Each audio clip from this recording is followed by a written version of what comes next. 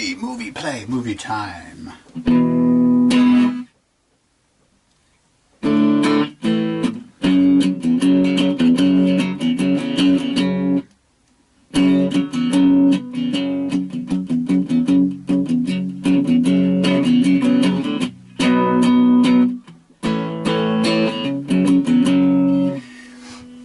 We have the Harley Benton VT series. A nice kind of painted, nice cherry red thing with the Go Faster stripe, and a nice painted headstock with a bit of very, what's the word, visible amber lacquer stuff, vintage amber lacquer sprayed on the neck, which looks a bit like I might have done it, but you know, that's not such a bad thing. Maybe it means I sprayed mine quite nicely, but you can sort of see it builds up a little bit in the places where you'd expect it to build up if you were spraying it. Anyway, I'm holding on tight to this because it's a new guitar, brand new out of the box, and yeah, we have got Pete's guitar. Never seen one of these before, and it's one of these offset thingies with a short scale. So it's obviously got, well, obviously it's got chunkier strings on it, because otherwise it would be very springy and bouncy. And just looking at it, this is the, I haven't even checked the price of this, so this is, you know, this is a Harley Benton out the box. And by doing these, by the way, I'm not intending to be a kind of promoter or anything of Harley Benton's. It just happens to be, you know, what customers have, and therefore, so I'm just saying what I find, and what I know and what I've seen. So first initial observations is, yeah, everything plays all right. It's a reasonably high action to my liking, and it's got quite a bright sort of sound to it.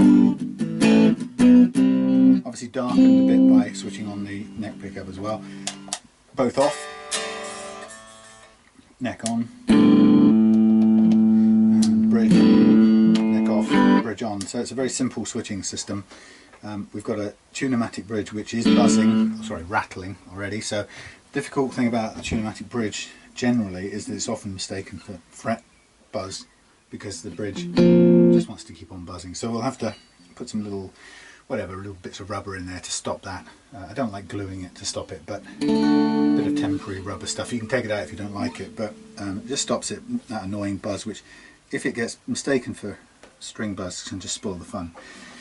We've got a sort of pearly looking scratch plate. The finish is nice, it's no problem at all. Yeah, we've got a pearlescent scratch plate, a standard-y sort of unremarkable 4-screw plate on the back. So-so tuners, nothing fantastic, nothing bad. A little bit stiff in places, I've noticed.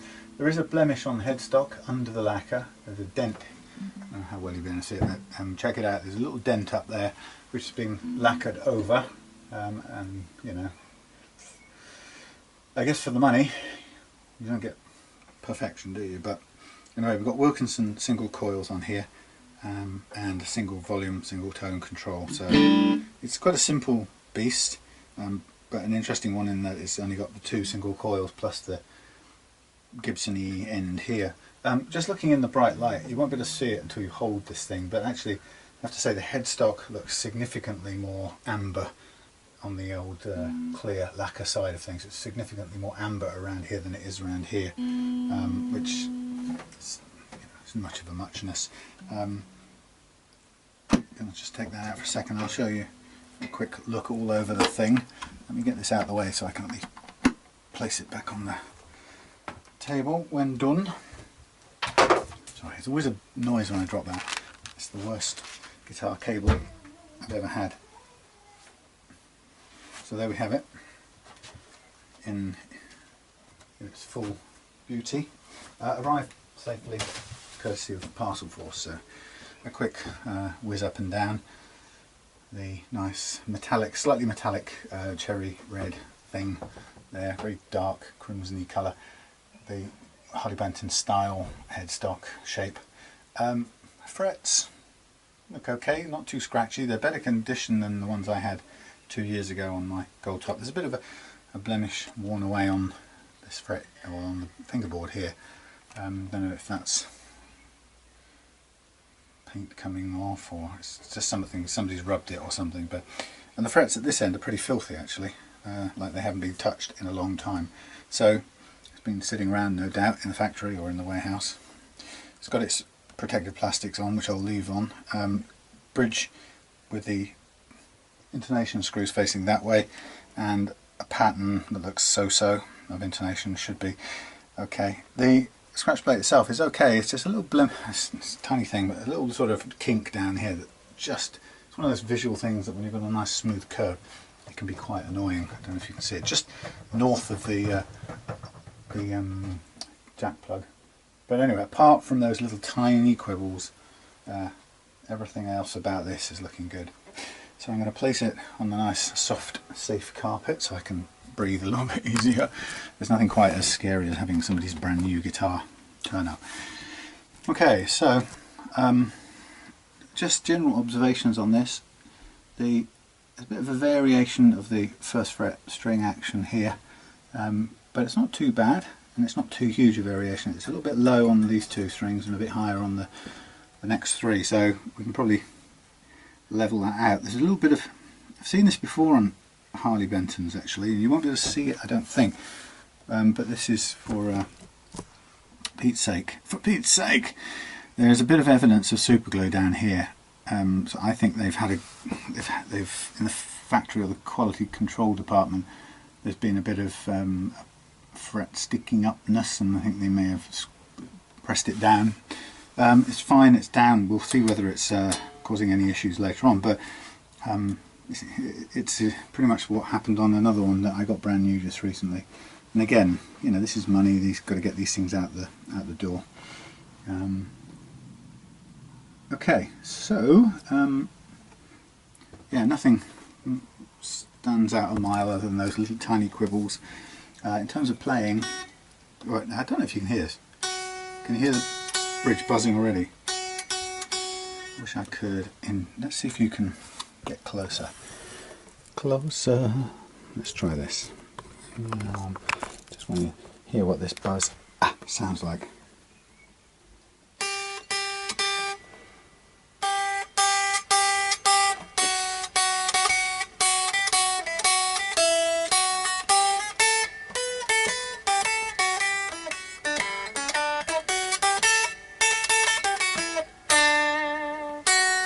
Drive you mad if you didn't know what it was. Right, I'm going to put this up. We just replace the camera. Yeah, I think it'll drive me mad. So just the tune-o-matic bridge. So let's just make sure, zoning that buzzing out.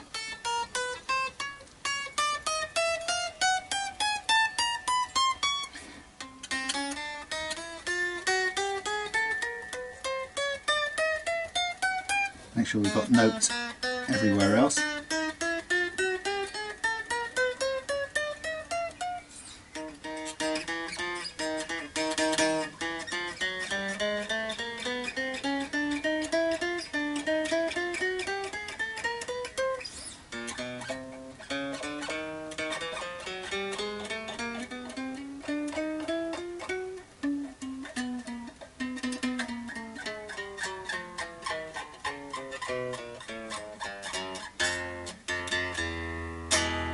Okay, so everything plays,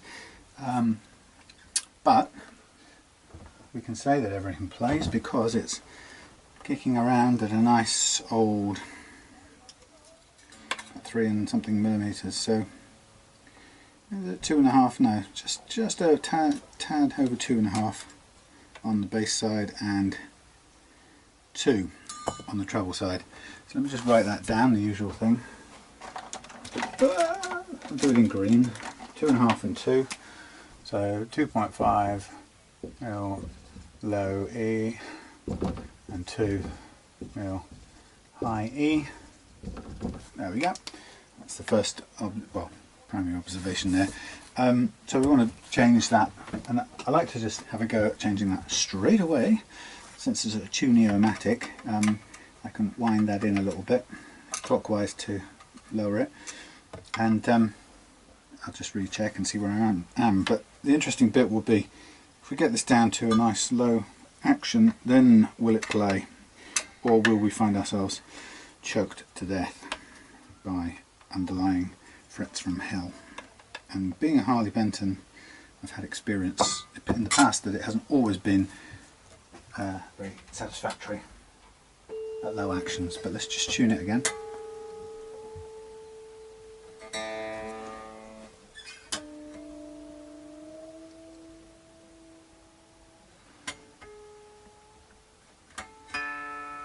Roughly.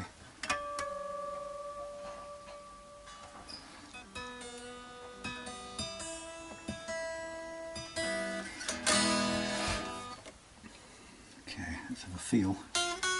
Still buzzing.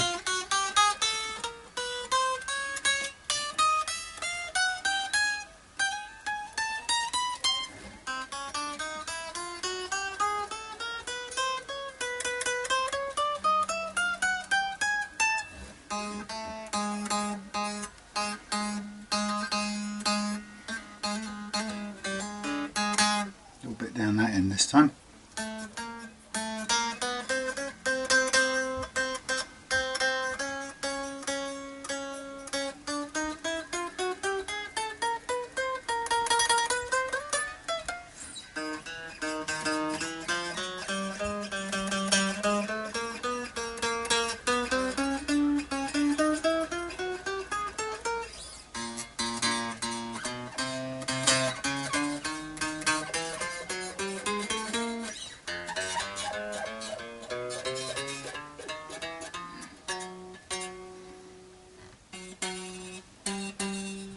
I think that's where that high fret is showing up as well.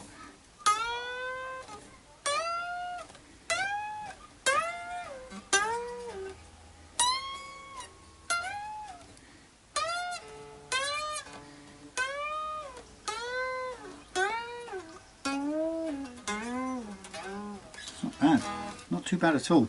There's a few little hisses. It's not extraordinarily low, I have to say. It's 1.5 millimeters all the way across, and on these fairly chunky strings it doesn't feel overly light, which is okay. I think I'll quick look and see what it maketh the gauge of strings fitted. It makes up its own mind. Come on, zero it.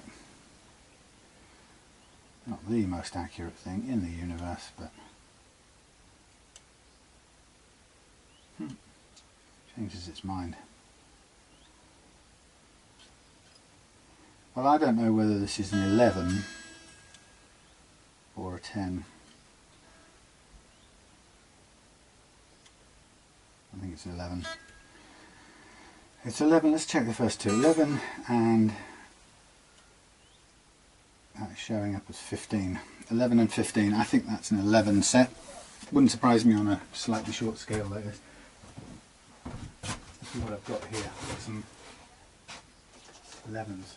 11, 14, 18. I think that's what we're looking at, really. Anything less and it would be very springy. So while I'm on the on the case, let's have a look at how it goes with, let's see what we've got in the way of neck relief.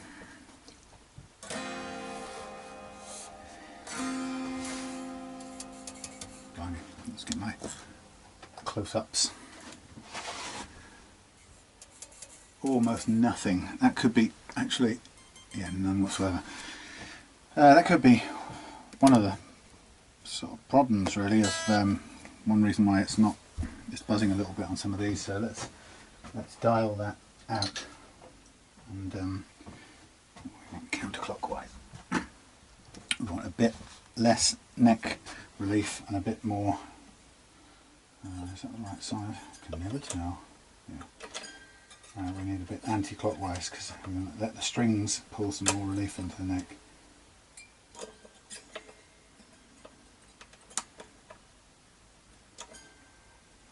This is even the right one. Let's check.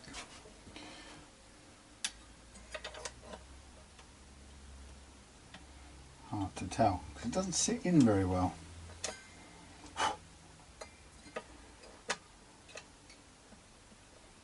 That must be the smaller one. Weird. Let's try it all in. That is very loose, and that is. It's got some sort of. Are we working on a imperial size here? Because that doesn't seem to be the normal thingamajig. Let's see.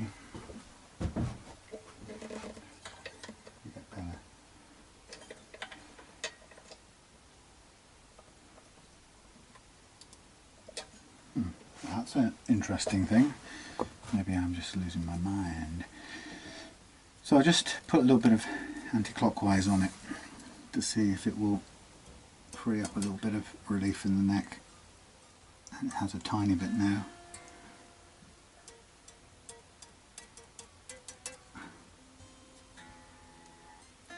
Okay, let's leave it there for a second.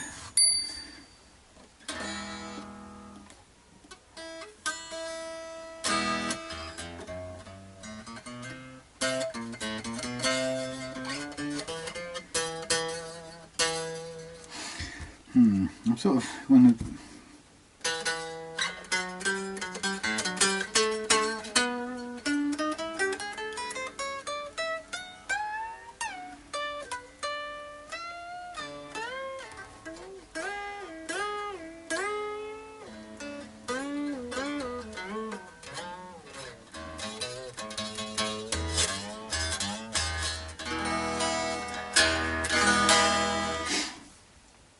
well,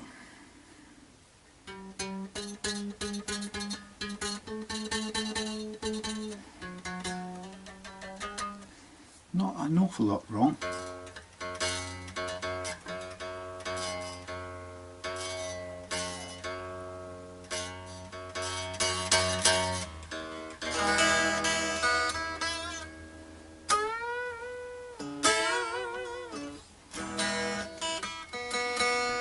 Actually, I'm quite impressed with that. It's not often I will see a Harley Benton with doesn't need hardly anything doing with the frets. There's a couple of tiny things, but I'm just wondering whether it's worth hardly worth doing the fret leveling process for such a small amount of buzz. What I'm looking at here is I'm looking at this nut. This I don't know if this nut has this been added afterwards. It doesn't look. I have to say, it looks like it's been somebody's added it and maybe set the. Maybe they're doing that. Maybe I'm being tested, Pete. I would. My detective thing would say this has been added post factory and it's been set pretty much close. To me it looks like it has evidence of non-factory. It just doesn't look like the material that Harley Benton normally uses. So I don't know, maybe that's been set because it's quite close, just a tad low on, I'd say a tad low on the E and possibly a bit high on the D, G and B. As I would set it, but there we go. A little piece of metal from a broken string. Let's throw that away. Don't like that in my bit of carpet. So, yeah, all looking good. I guess what I need to do is that's about right on the relief. It's about, I would say, without getting my feeler gauge out, I'd say that is. Sorry, put that down on there. I would say that is about 0.15, 0.2, which is enough. This feels to me like tusk, and I haven't looked at the specs of this, but whether that comes with the thing. But I would say it's also been cut. Somebody's cut it and had to go at leveling it. Whether that's from the Harley Benton shop, maybe they're taking good feedback on how to set them up or something. I don't know. Anyway. So far, to me, I can see the glue here, it's definitely been stuck down.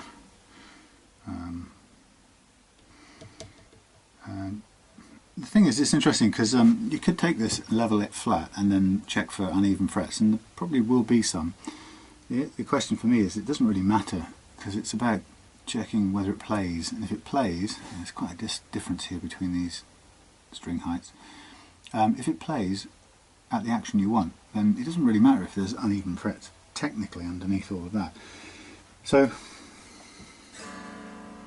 quite interesting.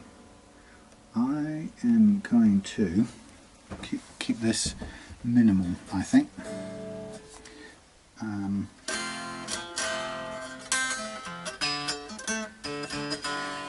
Totally spoiled by the buzzing of these stupid things here, for which I am going to put some rubber inserts in to shut this up because it's too annoying. But I'm going to go straight to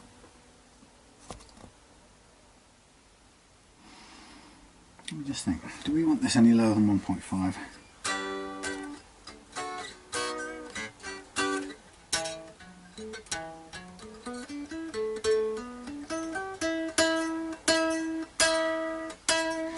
If we went lower than 1.5, go to the sort of 1mm start point.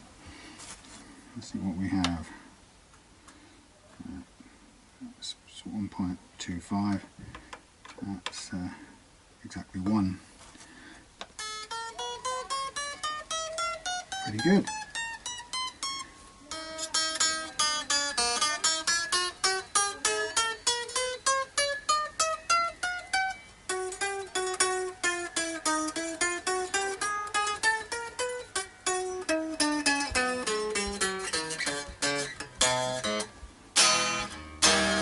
Don't mind the tuning. Not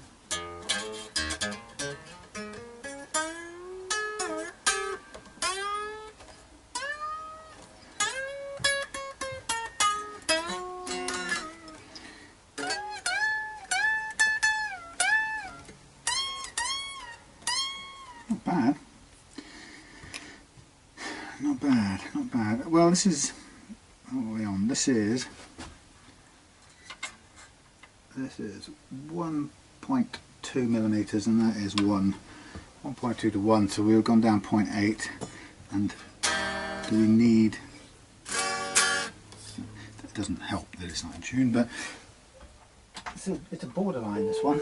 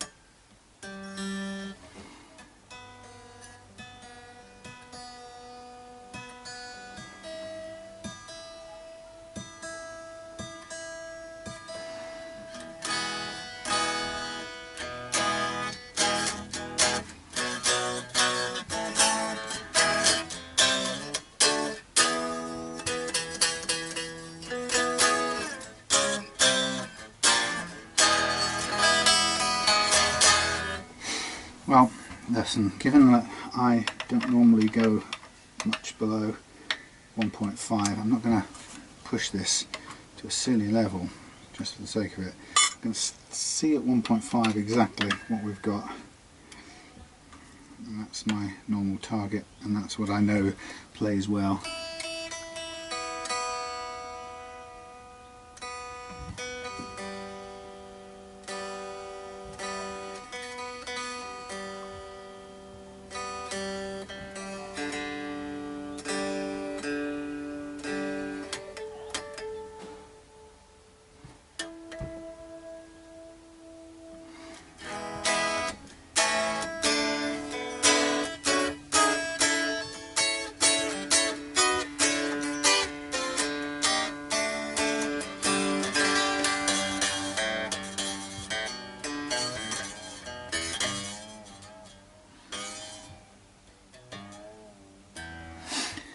Well, right, listen, I'm going to do it because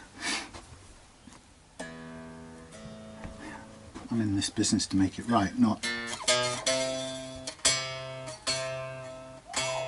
to back off and wimp out. So I'm going for the usual 1.51 over the top.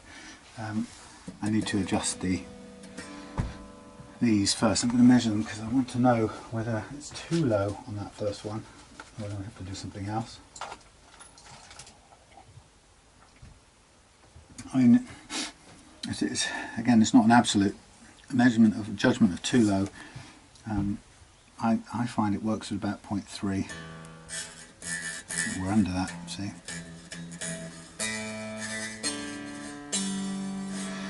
So that's lower than I would normally go, which is, I don't want to end up hawking this out and putting shim under it, but it's also not, it doesn't fit, it's still extending over the end, so I'm interested where that was done. So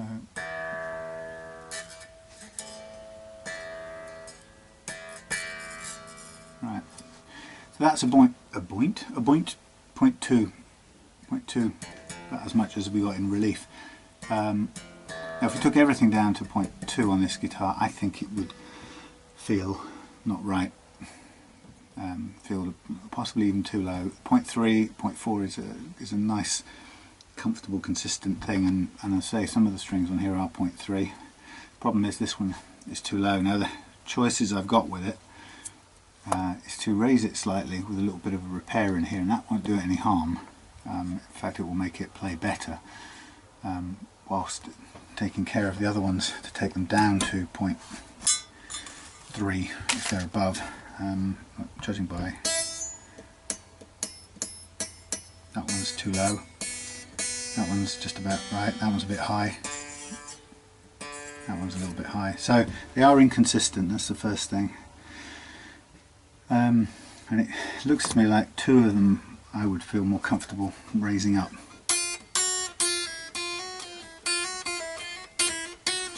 Thing is, they play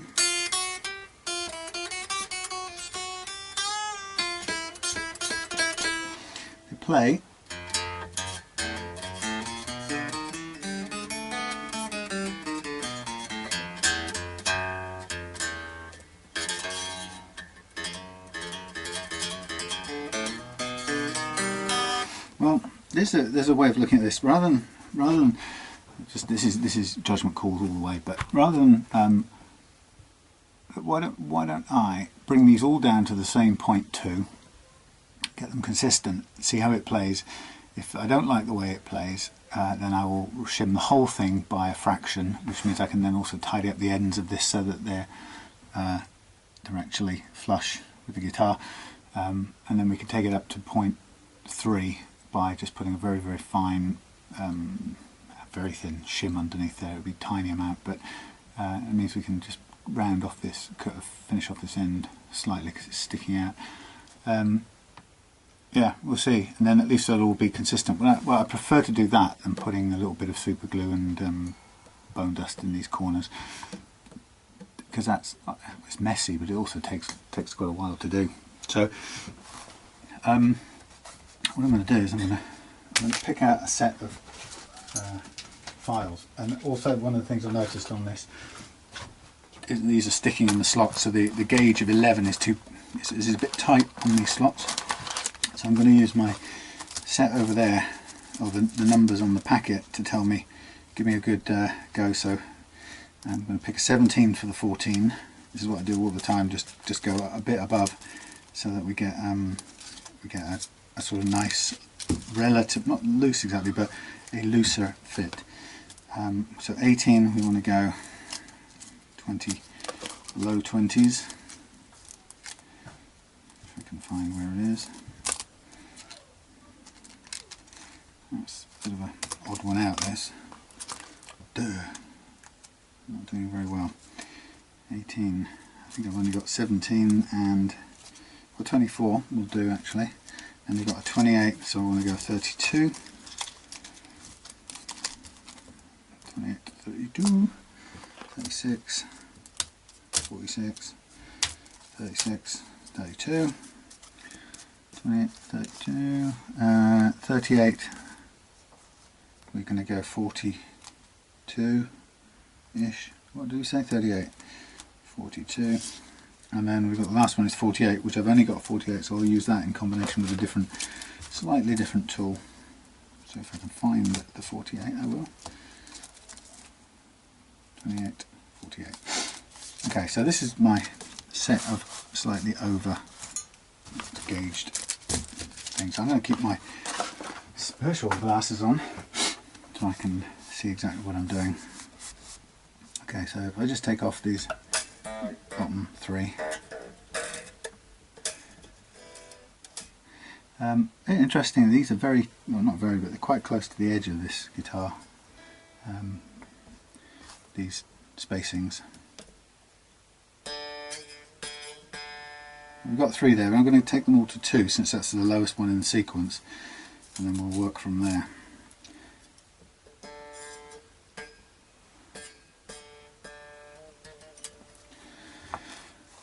So I'm going on my 32, and this is going to immediately widen the slot from where it currently is, which is probably a good thing. And tipping backwards a little bit. It feels fairly tight because we're on a very similar size. Might even be smart at this point to use a little bit of sandpaper, if I can find the right gauge. Quality, what's that? 600.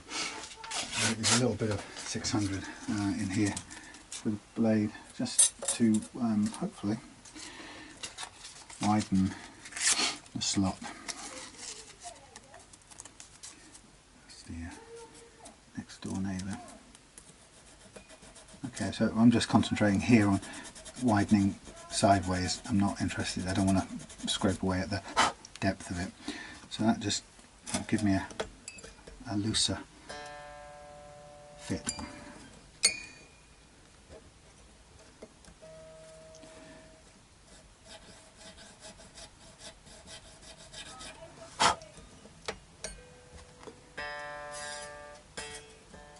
Very close.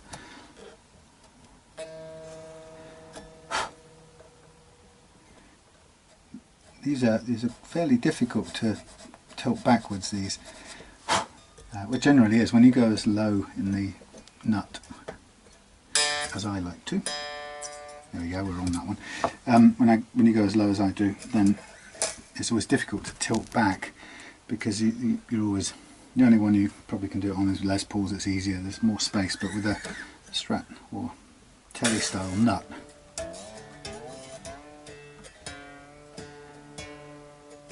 you're always in danger of tilting it backwards. Now this one,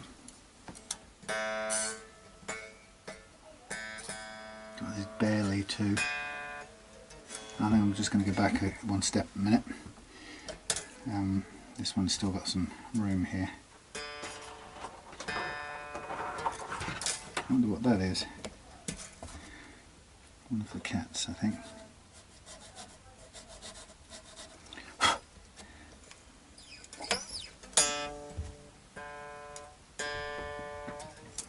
Yeah, like I said, almost impossible to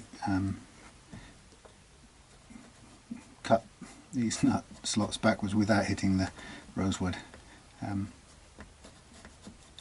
Or certainly it's almost impossible to do it and have a backward slope, which is what you really want. Okay, that's on the mark. Go to the next one.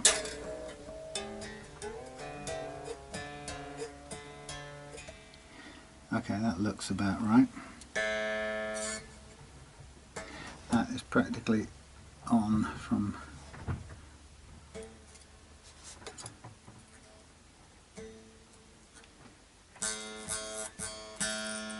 I'll be stopping there normally. So there's my 2 on that one. I'm feeling this might be under that, but just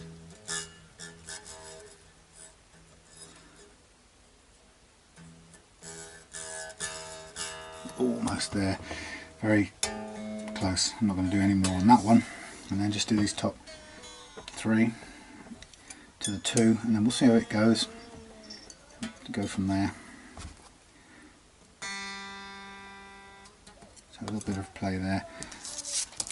Going for my 24, and this time I'm also going to use the blade edge with some sandpaper. I want to just concentrate on the widening part of this.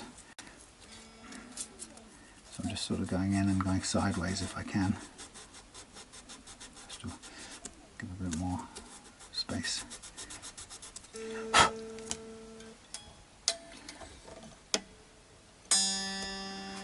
Okay,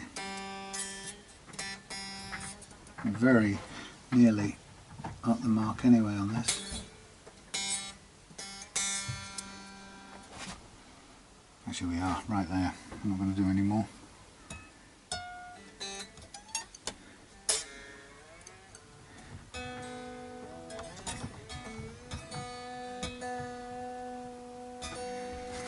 Put that one away. So hardly anything, but just levelling them consistently with each other.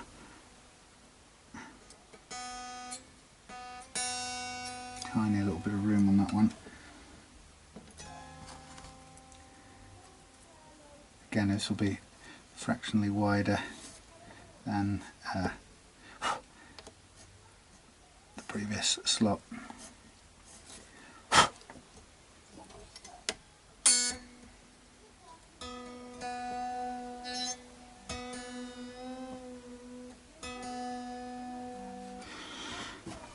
When I've done anything with the nut slots, I'm always checking when I'm listening, when I'm turning the pegs, to hear if there's any clicking or ticking, because that's the sound it will make when it's binding. Okay, let's just check the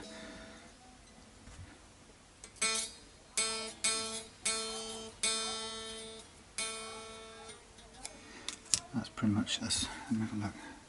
It's pretty much where I'd like it actually. Okay, so these are all the same now. I'm going to have a sort of play and listen and feel.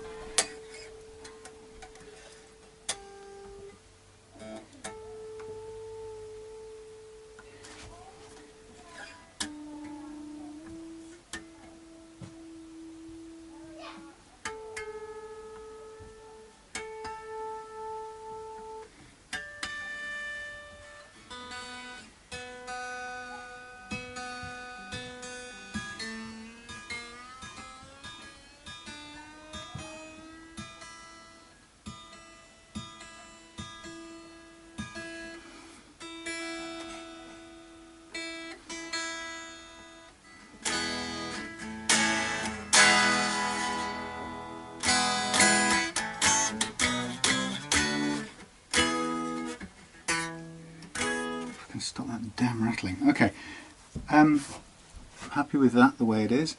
I'm going to play it a little bit, switch off the camera, go and play for a little bit on this, and then just have a feel, see whether there's any issues that I haven't picked up. But that's nice and tweaked for now. That's exactly level, so I don't want to touch any more of that. So see you in a minute.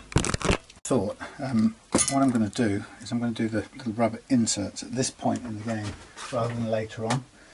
Because I suddenly realised it probably makes better sense to eliminate that annoying buzzing earlier rather than later in the process. It's got to be done at some point. If I do it earlier, then it sort of rules it out and doesn't complicate things. So what I've used in the past have been these cute little rubber vintage pickup rubbers. I think, yeah, springs, kind of works as springs, and I cut them in, chop them in half, and just put them wherever they can exert a bit of force to stop the thing moving. It's supposed to be sprung loaded so it doesn't move. The other thing about these, I'm going to take this off a minute. The other thing about these guitars, the tune-o-matic bridge, and I found this loads of times, is, and I think I was saying to Mark the other day, is why they start off with 3 of these pointing that way and 3 of them pointing that way. These 3 leaves you with lots of intonation room. Now the idea is these are supposed to start further back on the bridge than those 3, but sometimes they still need to come quite a long way forward, and actually this thing runs out if you pull this one as far forward as it will go, this D one, when it's arranged this way, this D will actually it'll run out of intonation before the center point, or the midpoint, the intonation point, is much more than halfway to the front of the thing. So really, when you've got it in that place, it doesn't even give you much more than half of the slot as an adjustment room, which is not brilliant. Now I'm going to go through the process of trying to intonate it and make sure it works that way around, but if it doesn't, then I'm going to end up having to take those three off, turn them around, and do that. I mean, in some ways there's absolutely no good reason why it's this way around at all. In fact, if I had any brains, which I probably will do, I'm going to take them off now, turn them around in advance. Let me just put this back in. If I turn them around now in advance, then the job's done. And while I'm turning them around, of course, I can also fit the little bits of rubber to stop the darn things buzzing. So I'll use my brains and do this first rather than later, because I'm going to do it, and normally what happens is I probably end up doing it once I think I've finished and I'm pretty much ready to intonate, and I think that the job's done, and then I discover that I can't intonate the thing, and then I have to stop, weaken the new strings off, which is a shame, because you know they do get weakened every time you pull them off and tighten them up. Then you've got to weaken them, then you've got to retune them afterwards, and it's just a bit pointless. So doing it now, while we've got the original strings on, which I'm going to bin at some point anyway, then it lets me take care of it early, so that when we finally put the playing strings on, it doesn't stress them to do this, or I don't have to do it at that stage. So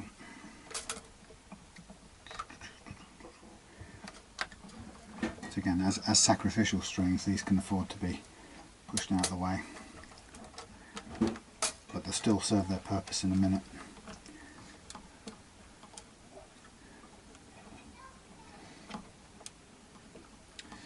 Okay.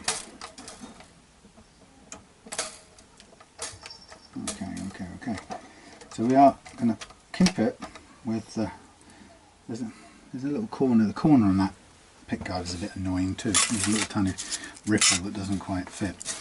Right, let's get these out of the way. They're done with for now. And that one too. Put it in the packet. Yeah, so this is what I would do at this point with the bridge thing. Is to find those pliers and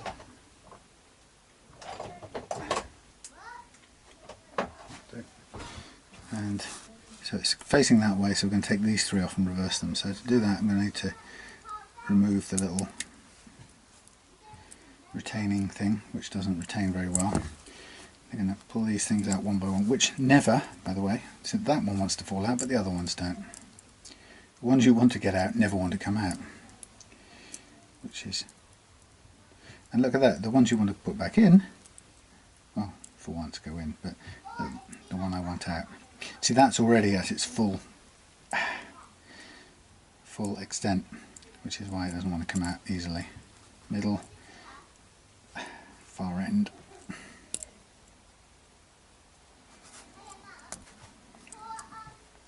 God, painful. Right, get the little flathead screwdriver out. So I'm going to put them back facing the same way as the other three, basically. And we may not need all that intonation space, but there's absolutely no logical reason not to start off that way. So I just take this piece as it is, okay, and I turn that bit round, and I push that bit back in this way. Push that bit back in and screw it in. And the point is, I'm going to go halfway down, but it's going to end up going back in that way. So the thing has the same aspect as the other ones. I've never heard the slightest good argument for why that is that way round. if anything, these should follow the principle that you rise up the back of the thing and off a single point. Going the other way round just seems pointless. So I should really, given that once I'm taking the strings off to do, I don't know, fret polishing or whatever, it makes a hell of a lot more sense to do this early on in the process and then avoid ever getting to a later stage where I have to do it, which is quite common in Les Pauls. And somebody was asking me on YouTube the other day about which I preferred. You know, would I set up a vintage V100 or the Harley Benton LC 450 or something, or I can't remember even what it was, but the one I did for Dave just recently. And I have to say, personally for me, one of the reasons why I possibly avoid the vintage, they're a bit more expensive and probably more resellable,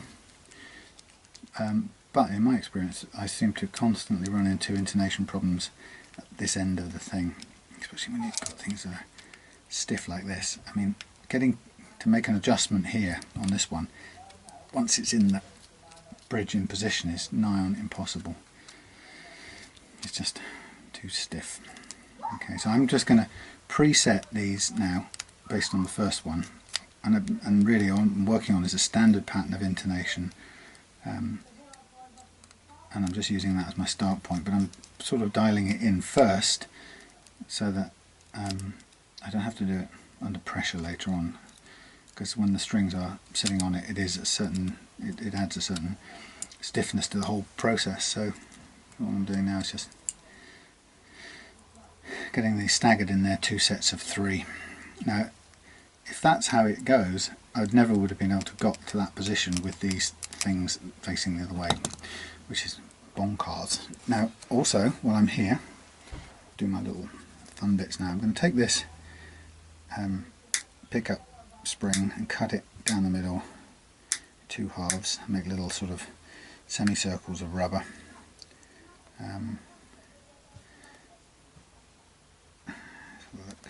Find the middle point and just chop it down the middle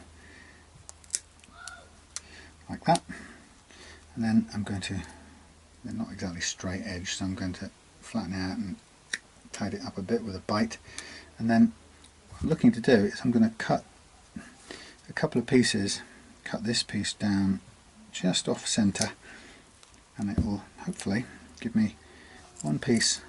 These things are going to fly all over the place unless I put the little retaining spring back in, which in itself can be something of a fiddly process. Can you see? Get the retaining thing in and follow it all the way around and guide in the thing at the other side, push it in. Now that theoretically stops these popping up, but doesn't stop them shaking and rattling. So in here I'm just going to place, possibly not with this because it's not small enough, or that because it's not round enough and pointy enough, but with this I'm just going to poke in this bit of rubber until it sits around the little screw. I don't know if you can see it, and just sits in there nicely in that place. Now it's under a little bit of pressure and it's going to stop that screw from rattling. Now I've got this other one which is a little bit thinner because it's reducing, there's a little bit less space in, and I'm going for the back end so it doesn't interfere with the string coming off the top, and just pushing this side in as well. Can be a bit difficult when it's gripping with some what do you call this thing? File. It's sticking to the file, which has got diamond coated stuff on it. Okay, so that one's pressed into there. Again, it's sitting up a little bit further, but it's blocking the gap. So I'm just going to cut another thinner one down here, and put that one in there. Now these won't necessarily be the perfect positions for intonation, but hopefully they'll be close because it's a standard pattern of intonation, so we shouldn't be going too much. If anything, will be coming this way, so it will compress the little rubber spring, as it were, a little bit, and that will also help the process of keeping the thing from rattling. This one's twisting around and not playing ball. So it's a little bit fiddly, and when you don't have massively dainty and coordinated hands, like I don't, it can be a right pain in the backside. So what I'm going to do is I'm just going to, oh god, this one doesn't want to come up at all anyway. This is the one that doesn't move very well. I'm just going to pull that out a bit further. So I could really do with stopping the video now and saving you from this dreary process. But it's kind of important to do just the once, and once you've got it in, it will stay there under its own friction or whatever. There you go, like that. Won't exactly go anywhere. Now I'll put this on hold so you don't have to watch the other three, but then I'll put it back on and we'll take it from there. Right, so I've decided to go ahead and do a very, very delicate light fret leveling on this, because I think it deserves to be as good as it can be. And why, since Pete sent it here, why back off at this point? Let's take out those last little tiny buzzes. Okay, so this has got a very, very, very light amount of relief in it. If I can find where I've put the try the hex keys. So it's a very, very small amount of curvature, and I'm just mimicking it, mapping the curve. Okay, and now I'm going to just work that curve, work the 400 grit paper with this tool onto there. Now these are a bit mucky up here, so it will clean those up as well, and it will take out the slight high frets on the low notes as well, which are noticeable, but it's just going to be a very, very light going over. I'm going to barely take off hardly any material. And it's interesting because you can always see when you start using this straight away, we've got a bit coming off there, a bit coming off there, and it's my what do I call it, calibration or recalibration. I'm just going to redo it to check that we've got the right curvature.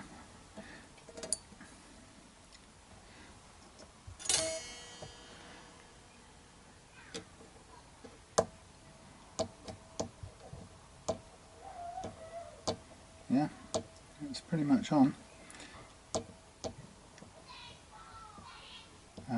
So that's interesting because it's telling us these are fractionally higher at the ends than the middle, even though that the calibration says the curve on the truss rod, or the banana curve, this thing here I like to call the banana, is it does actually copy the curve in the neck. So the fact that it's cutting more at the ends means that they are higher. Those frets are actually higher than the centre ones, but it's very slight. So I'm just going to work it a little bit and then try all the notes and make sure that they all play beautifully. This is very, very light treatment. Okay.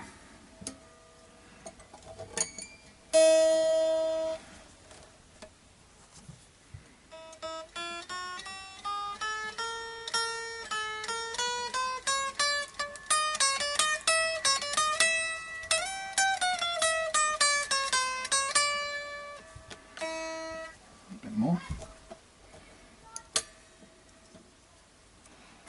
Yeah, so here we go.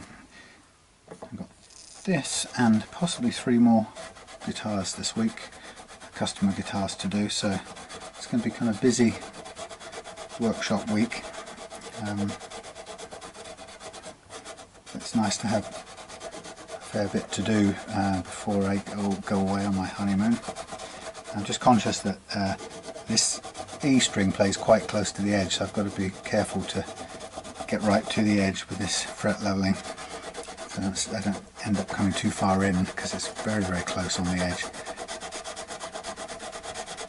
Okay, now this is showing me I'm now starting to cut the tops of these now, which is great. It means it didn't take long to get rid of that high spot.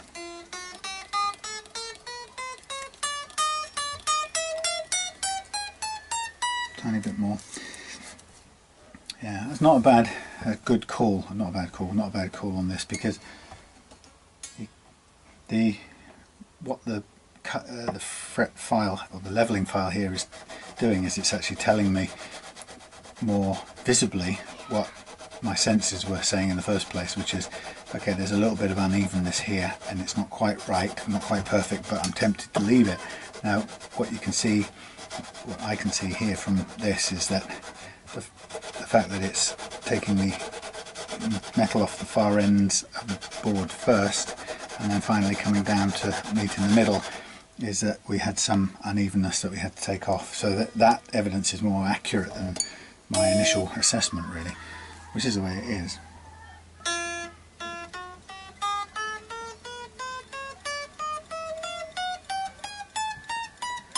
I'm happy with that. It's good. We'll use the same curvature for the next strip, and then we'll recalibrate for the G strip. I'm just going to work into the B track for a little bit, and then I'll just stop and play and see how we are. Again, we can see visually what the visual will tell us also what's going on. I can see it's cutting a bit more at the ends again, which I'd expect it to given the first run, but it's also now coming quite quickly to the middle ones, so it's taking a little bit of everything, so that's encouraging, which means the calibration's right, but it also means we're close to where we want to be.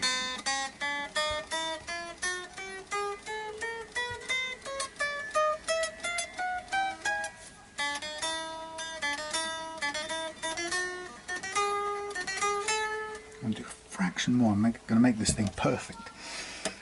Perfectionist.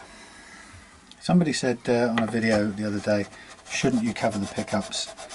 Honestly, it's never been a problem.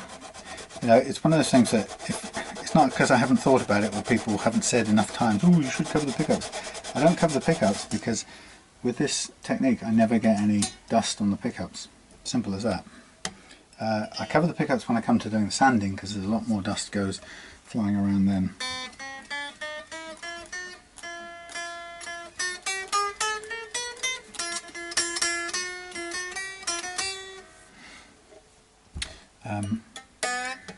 Yeah, so it's not a problem. When I use these truss rods, the metal filings don't jump or they don't come flying off, they stay where they are. So it's not a problem. But when it's time to do the sanding, it definitely is an issue, and I do cover up then.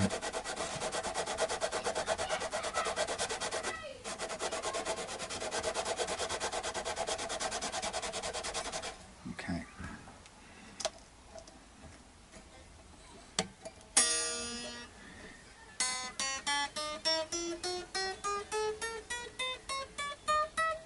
Lovely. Perfect.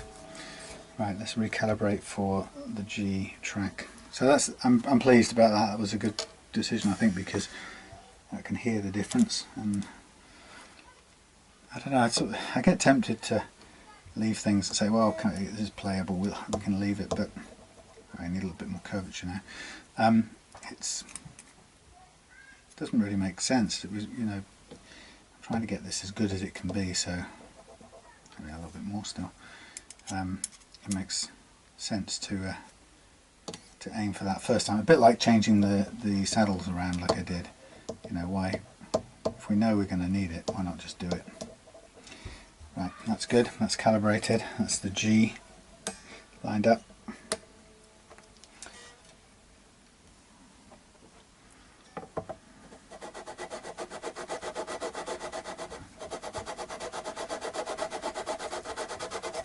So I go across all the whole strip that I've cleared, but I'm really mostly, but the point is to make sure that the track that the G goes down is level, but we don't want to sort of, we don't have to cut little trenches to make it level. We might as well aim to level that whole area on the fret, so that it's kind of blended rather than just going across it in sort of dents, which would achieve the same thing. It would get the string playing, but you know, so that's why I sort of go from side to side, but bearing in mind that what I'm aiming to do is make that particular string play in its track. Okay, let's play the G and C. Play the G and C, what's there?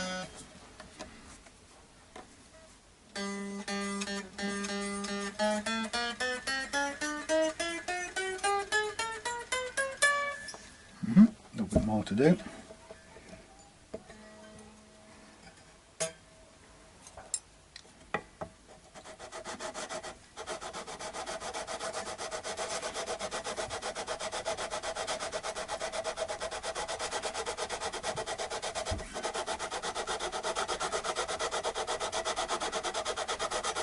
So I've got a whole set of videos, or by Friday I'll have a whole pile of setup videos ready to upload, so I'm going to make my way into Plymouth to spend a day in the business lounge.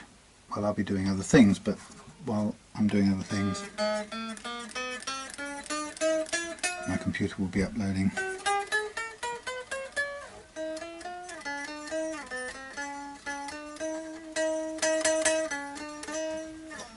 Tiniest little bit of zzz left.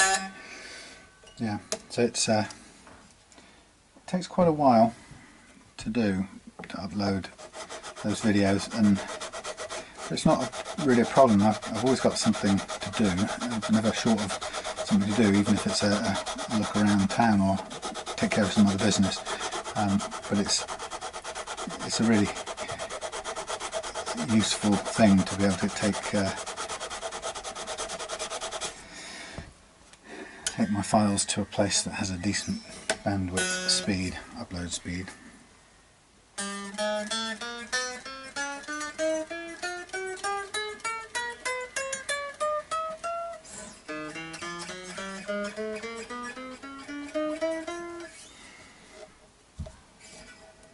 Let's calibrate on this one. Yeah, so that's Friday, and then I'll have a set of videos that I will not shoot them all off in one lump. What I'll do is, when I'm away on my honeymoon, I'll sneak away and dial in using steam-powered broadband wherever I am. But it will let me go to YouTube, and without taking up too much bandwidth, I guess, that'll allow me to set a video that I've already uploaded to public. I'm sure you can even schedule them. I haven't really tried that, but you could do that too.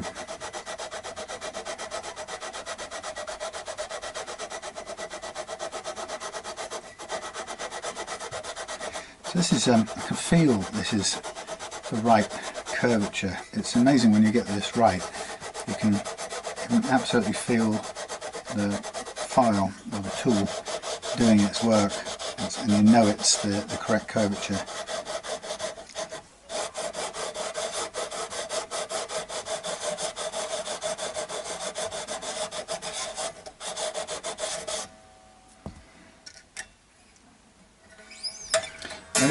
If you do this a lot, you get experienced in reading what the cut marks on the frets tell you.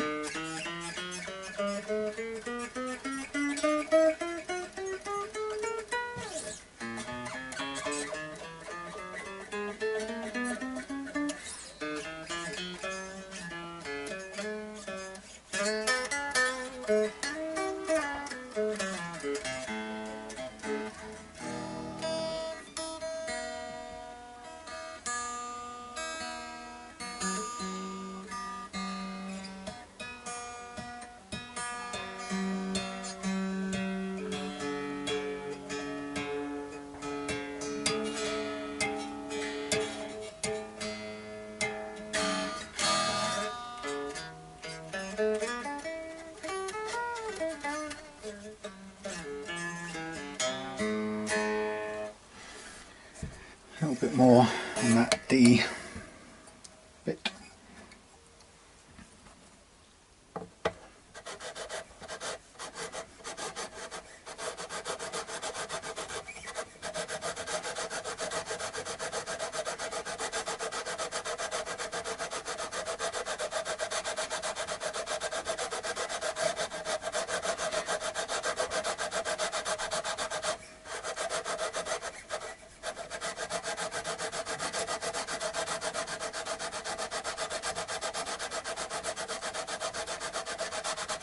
Obviously there comes a point at which this is no longer scientific, meaning that you may vary how the pressure you apply, or you may the thing may move slightly in its calibration, but it seems to be a pretty good way of doing it, and the results that I've got and get each time tend to bear it out. So I'll keep on doing it, I think. Okay, so again, a bit like the sort of the feel of it, it's not something you can immediately describe, and how it works is something that you get over time, but also I think the main thing that comes with experience is to know whether you've got the right curve or not, and how it feels when you've got the three pieces touching the curve, or when you've got the three pieces touching the truss rod leveling file exactly at the same point, and that's when you know that it's calibrated, or you know that the truss rod is mimicking the same curve as the neck. And it's hard to describe. I've tried many times, but it's one of those things that you've got to do a few times, but then it will become second nature, and you'll be able to know pretty quickly when the curve is exactly right, and when in fact you've over curved it or not curved it enough.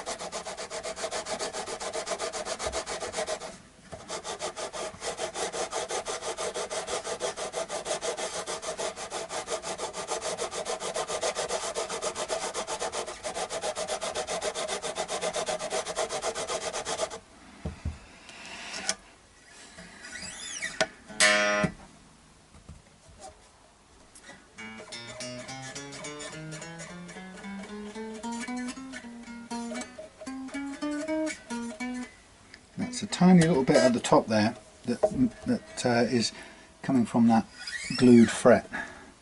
So we'll just do this bit of leveling to iron that out. Now, in the last Harley Benton I bought from new myself, I also had a fret that looked like it had been super glued in, and this one was down at the nut end, but it really wasn't seated back in properly by the look of it, and certainly it was interfering with play, so I had to super glue it some more, but this time I pressed it down using my fret press, which was nice because I could put it under quite a bit of force for half an hour or so, and that worked really well. But then of course I also fret leveled on top of that, which then finally ironed out any tiny discrepancies that were still left. Okay, so I'm using the same setting for this last one because I can't, because it's not that different part of the neck really.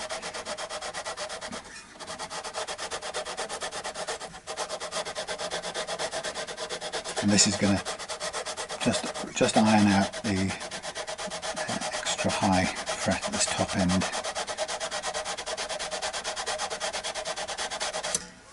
You can see where it's taking some off there.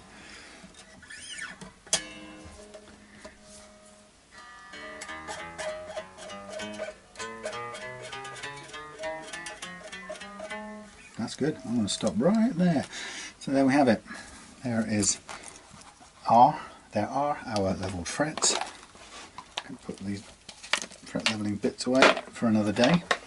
I just sent Pete an email, or I looked at the emails we'd exchanged, and he said he wanted 10s on, and I was wondering, because this thing says it ships with 9s on Thomann website, and I can't quite believe that. These are I'm sure these are heavier than 9s.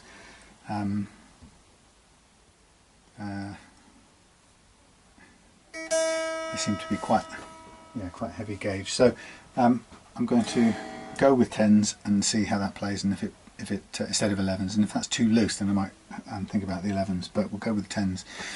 Okay, so having done the fret leveling, now comes the point where we can take off all of these strings. Now what will happen as we take off the strings, the neck will relax, and because there's no load, it will flatten out and possibly sometimes even go convex.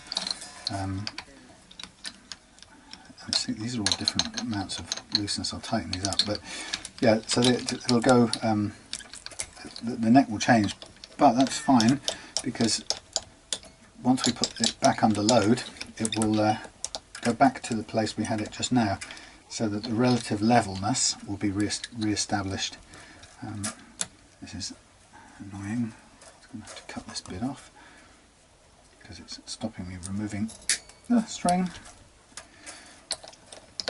So the next part of this now is to reprofile these frets, which means to take the flat spots we've just put on them, not much actually, but just a little bit of flat spots, take that and round them off to make them a nice arch shape, which is how they like to be. I'm also going to take the bridge off for a second to put it over there, and while I'm at it, I'm going to just tape down the bridge, really just to keep it in position.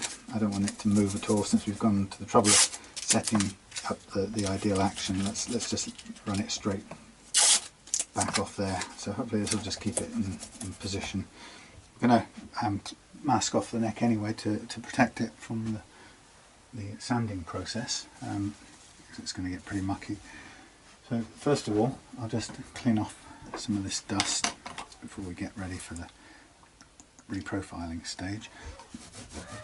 This is a solvent, this petroleum ether, so it cleans things without hurting the finish, but it will also dry out the fingerboard a little bit. So the last thing I'll do before I put new strings on will be to go over it with a bit of lemon oil to sort of refresh it. Okay, now while this is off, I can take a minute to just round off this nut, which is sticking out a little bit. So we've got a whole set of, while we're at it, we might as well just go ahead and do the masking process. So I'm going to mask off the nut as well. And I'll do both sides and a bit of the fingerboard. And the reason for that is I'm going to use a file on there, but it's quite hard to file flush without hitting or running into the finish. It's almost inevitable that you will. So I'm just going to protect it as much as I can.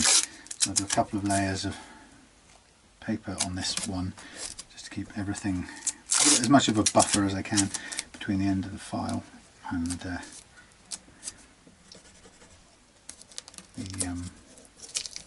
paintwork. And then I'll do a couple under here as well, just so that again it's protecting the material directly under the nut end, which is the bit that's going to get scraped. And that's one of the reasons why it's often the nut end. If you put one on, or somebody's put one on, it will often be left alone, because it's quite hard to get right up to that without damaging the finish. It's probably much better to finish the nut to the right dimensions and then lacquer after that, so that the nut end becomes part of the finish, if you like. But here I'm just giving it a bit of excess protection. All this will come off in the end, obviously.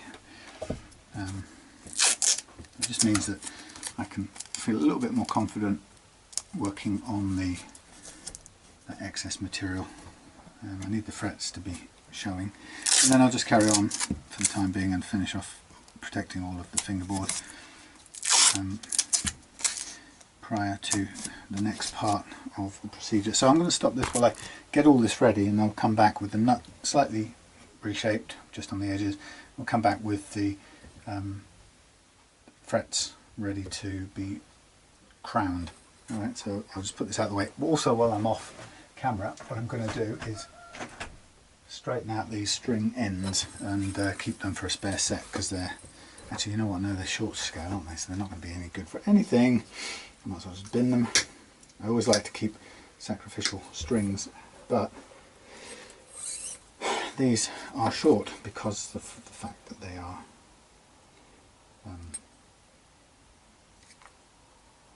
you know, short scale. Now I'm just going to, while I'm here, I'm just going to double check this. I'm sure these can't be 9s. I think well, actually they're 10s, I think. Yeah, they're 10s. They said they ship with 9s, but that's okay. That means that's fine. It'll work for Pete, who wants 10s anyway. I thought they were too stiff to be 9s. 9s on a short scale guitar tend to feel very bendy.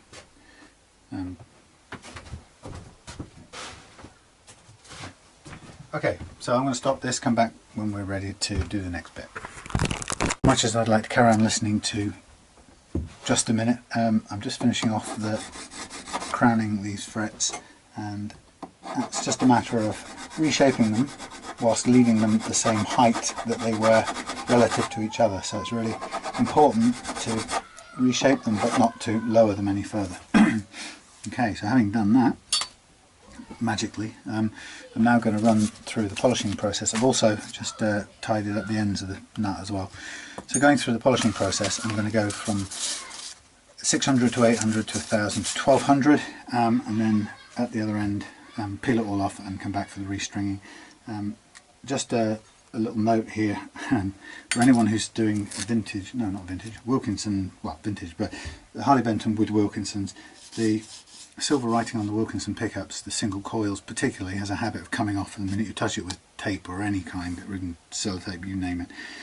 So I've covered this over with, I want to cover them over to keep them dust free in this next bit, but I've also made sure that I haven't put any tape directly on the pickups, because it will lift those little letters off, and it's kind of depressing to give somebody a brand new guitar with the Wilkinson or Okay, so see you in a minute when this is done. Boring bit coming up, but I'll listen to the radio.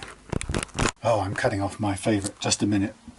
Well, you can see in front of you one set of levelled, reprofiled and polished frets, and so the time has arrived to peel off the sticky stuff. There's a lot of dust involved in this process, so we will need to give the guitar a once over now with solvent to clean it up and to remove any of the dust, but it'll shine up very nicely. Again, when using naphtha or petroleum ether, you've got to be very careful not to pay any attention to the Wilkinson pickups, because we don't want that lettering disappearing. So sometimes getting these little tabs off the body leaves a little bit of glue, but we'll get that off with the solvent as well. There we go. So I had two guitars arrived today, this one and another Antoria. Oh, I've got to remember that. Another Antoria archtop, but this one was masquerading as a Hofner, and I saw it on eBay and I knew it wasn't a Hofner because it looked exactly like the archtop that I've just renovated. So I have put in a very low bid because it wasn't, it's not in fantastic condition, but it's also not a Hofner. It's a nice old vintage Antoria, but they're not masses amount of money, and I put in a good low snipe and won it, and so it arrived today, 9 days after having paid for it. But hey, but it was interesting. I didn't actually expect to get it, because I could see from the seller's feedback that she or he had already sold this guitar to somebody and then not followed through and not dispatched it, and so the feedback was actually, it wasn't negative, it was neutral, I think, and it said seller couldn't make up their mind whether they wanted to sell this or not, so clearly something had gone wrong. And the price that the previous person had, inverted commas, bought at was 60 quid, so my snipe was less than that, so I didn't really honestly think there was much chance of actually getting it given the price that I pitched. But having said that, I won it for £43 or something and 8 quid postage, and slightly to my surprise it arrived here today, so I have received it, and it came in a, I'll maybe show you in the next video, but it came in a very vintage case. I mean, a genuine 1950s or 60s latest case, which is really absolutely ancient and looks the part, but the seller sadly put well, that's just the plastic covering. The seller put masking tape everywhere, sorry, not masking tape, gaffer tape, and as a result it pulled all the colour and texture off the original, this lovely old case, so it made it, spoiled it really. Anyway, nobody's going to be that bothered about a vintage case, but it was just a little detail that could have done without. Anyway, so it's great it's here, and I'm kind of optimistic because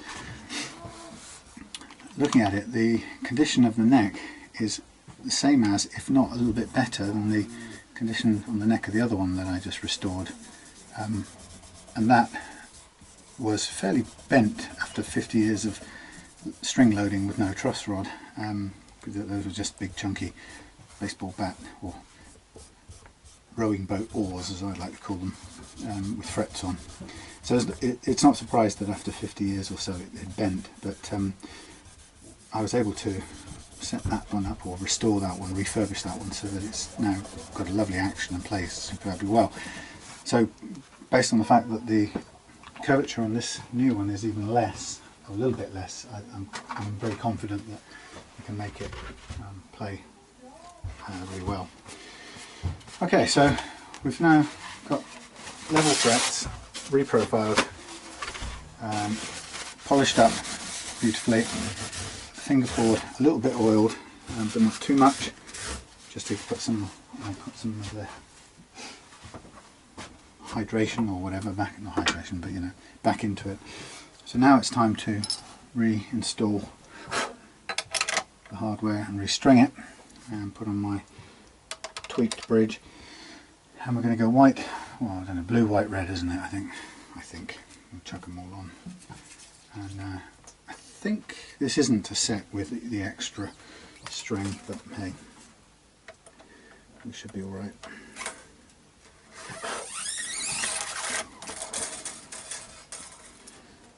Okay, so not long to finish this off, because most of the, by this time doing it this way around, most of the hard work's done, so it's now a matter of getting the strings on, stretching all of the slack out of the string, and for those of you who've seen this all before, yawn, snore, doing the intonation as the final bit. And if you've watched my videos before, you'll know how much I hate the intonation part, not because it's a difficult thing to do, it's a very easy thing to do. I hate it because it's very few bridges in the guitar world are actually up to the task. They're all, actually that's not entirely true. The Fender bridge, typical Fender bridge, is a easy device to allow you to intonate the strings. What I really mean is I hate the tune-o-matic bridge, because the access to the intonation screws is just really, really poor. Okay, so we've got 10s going on here, and I'm going to show you how I string them. I'm going to go through the hole, pull it to the, pull it tight, make sure it's on the saddle at the other end, and then pull it back about a fret's worth, and then start winding it on.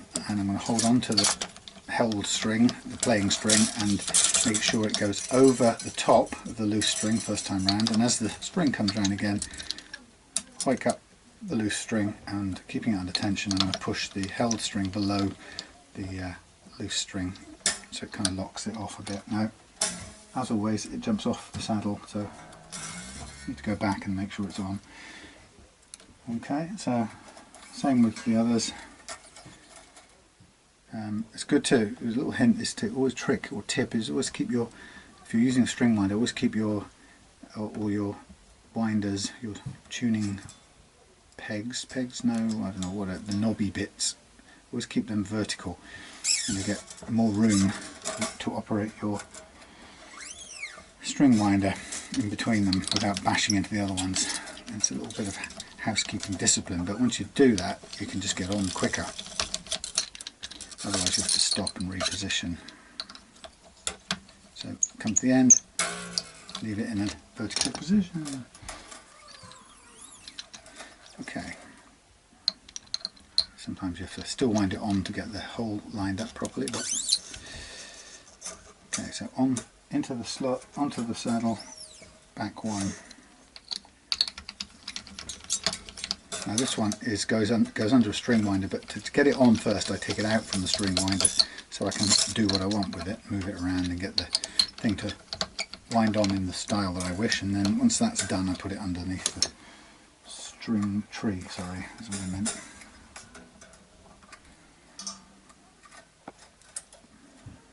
Okay.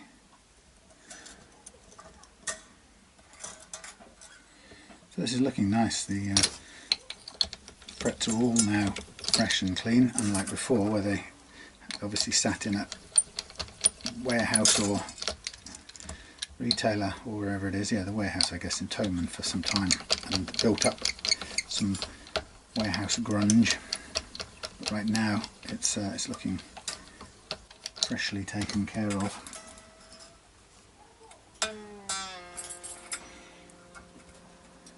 Okay, so like I say, this one is difficult to intonate, not only because it's a tune-o-matic bridge, which is difficult anyway, just a bit of a lousy 1950s design or whatever it was. That's partly a problem, but the other problem is that this one happens to be, happens to have a very stiff, one of them is a very stiff screw for some reason, just badly manufactured or whatever, but that is going to make the process of intonating or turning it whilst the whole thing is under pressure from the string and whilst we're coming at a completely ridiculous and inconvenient angle, it's going to make the whole thing a lot harder. That's why I hate the tune-o-matic bridge, frankly. And coming in from the front, well, it's actually not much harder or easier than coming at the screw, the intonation screw from the back. I prefer it from behind. Sorry, that's not funny. But that's true. Can't say it in any other way. Because there's more room usually to manoeuvre your screwdriver. Right. I'll put a disclaimer up there.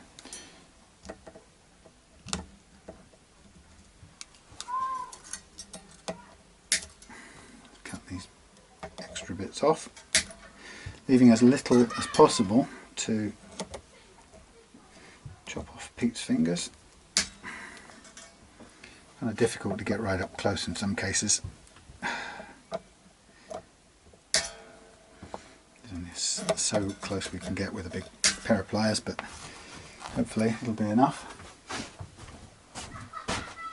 Right, okay, so next part of the process is to do the stretching process, and I keep sort of reiterating this, but probably the most important, almost one of the very most important things you can do is to take the strings for about 20 minutes or so, take each one and go up and down the string, stretching out, oh, not that, don't drag it across the saddle, but just stretch out as much as possible of the slack that's stored up in this string, and always is in every string, so there's no way around it. There are no stretched strings, and just do it literally until there's no more slack to be had. And the only way you'll know that is when it stops detuning, when you do bends or pull the string. But if you don't take out the slack, it will continue to come out for months, and actually in some cases years after you've strung the guitar, and that is a very annoying thing to imagine, that years from now you can be trying to play a solo or on stage or whatever it is you're doing, and the thing just goes out of tune as soon as you bent a couple of notes. Now while I'm at it here, I'm just gonna, this is a good time to add in the, what's that stuff, graphite, powdered graphite, just as a useful lubricant. You can buy this stuff at the hardware shop. I bought a tube of it, a squirty thing in it, kind of, a good while ago, and it's lasted for almost ever. So what I'm going to do is just put some of this graphite to lubricate these slots. Now they're cut for an 11 or bigger than an 11 set, if you remember, so there's going to be no trouble with there won't be any catching going on these. They'll be really nice and smooth flowing, but it's still good to have lubrication in it. Now at this point I'm going to go and blow away this excess, and then I am going to just tune up one more time. Hello. Hello.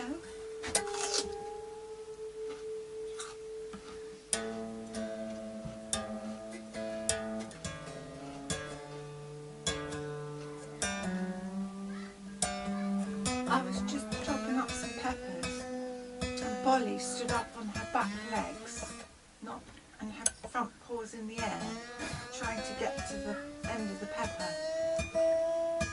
That cat is hungry. Yelled at me. She thinks she's dead. I know, but she disappeared for 4 weeks, Yeah. and then came back out of the blue, and she's been starving ever since, and voracious. Looks nice. Do you want? Nearly finished with it. Do you want fries with your fajitas? Yes, please. Whatever, I'm starving. Thank you. So we've tuned up to pitch, and now I suggest we go over it again and squeeze all the remaining slack out of it, and again and again and again. And the idea would be you just do this until you don't have to do any more. Now when that will be, I can't tell you, but it's usually 3, 4 or even 5 of these kinds of stretchings, followed by some other stretchings, followed by some playing, followed by some big bending of notes, and eventually you will get there. And it's amazing that I think a lot of people overlook the fact that a guitar that goes out of tune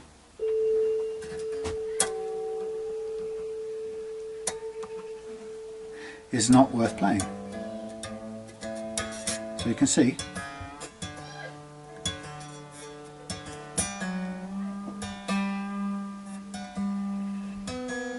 we've bent enough, or taken enough more, we've created enough slack there to detune the guitar again. And that's what the point here is. We might as well get this out of the way now instead of later on, so you can just get straight into the business of playing it and enjoying it. And like I said, a guitar that won't play or stay or play in tune is a complete waste of time. It's the one thing that will just spoil the whole experience of it. And I keep saying, you might as well, you know, if you've got a £1,000 guitar that won't stay in tune because you haven't stretched out the slack in the strings, you might as well not be playing it. You might as well be playing a £20 guitar. And so this part is really, really important. And of the things that put your guitar out of tune or make it not play in tune, this is the #1 culprit. The second one is nut slots that are sticking. Okay.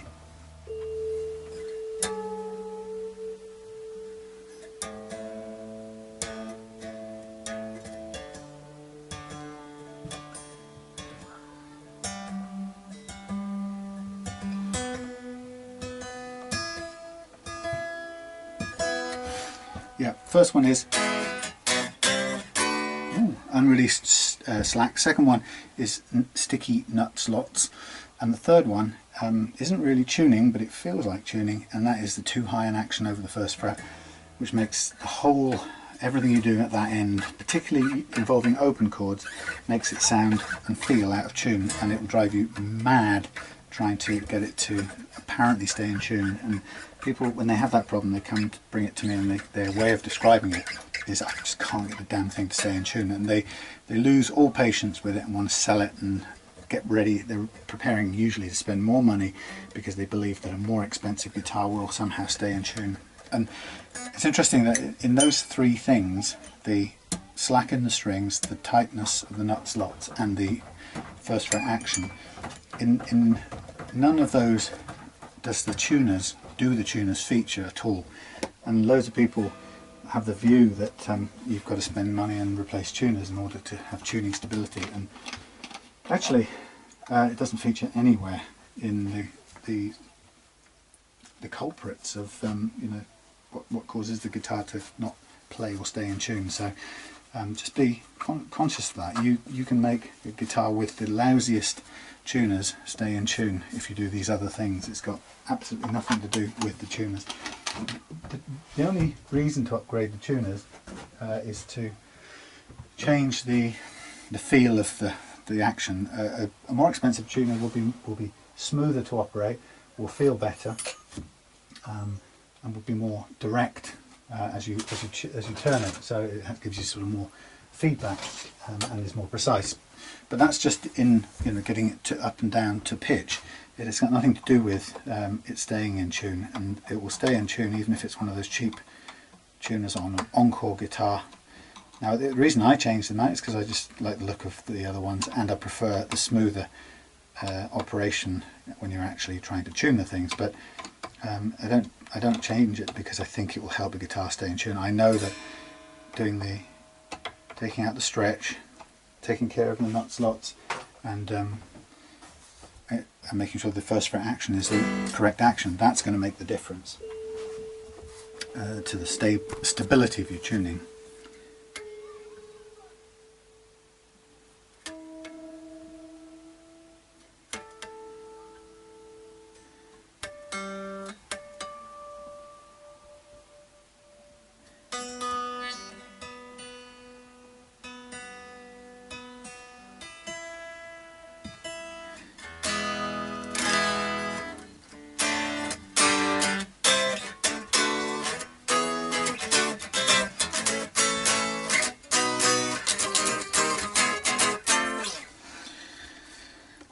So once I've done 3 or 4 of those going along each string like I did with the guitar on its back, then I've tuned it, and now I'm going to go and give it some upward pulls, and then probably the last thing I'll do is give it some as big a bends as I can do with this gauge of strings, which actually isn't huge. I haven't got sort of rock hard fingers for 10s.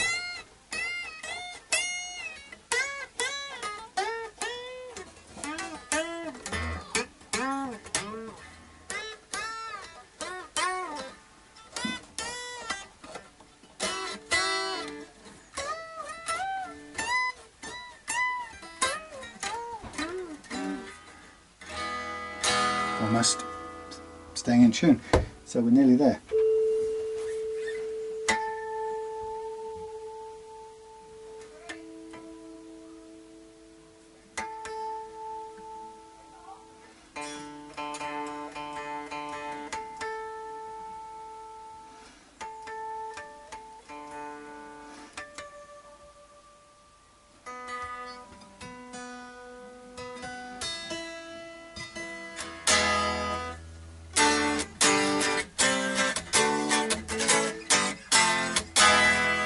Very light, and that is, I think, a very, very light action as well. So I've kind of gone that low to start with to give you the option of playing it at 1.5 and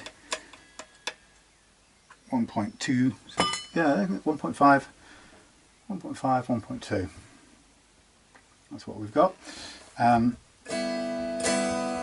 Ready to go. Now the only thing I need to do now is do the intonation, and we'll be done. So for that I need yonder amplifier, I need the strap, I need my tuner, and I'll put it somewhere where you can see it as well, I think, something like that. Fines, strap, where's the other one gone?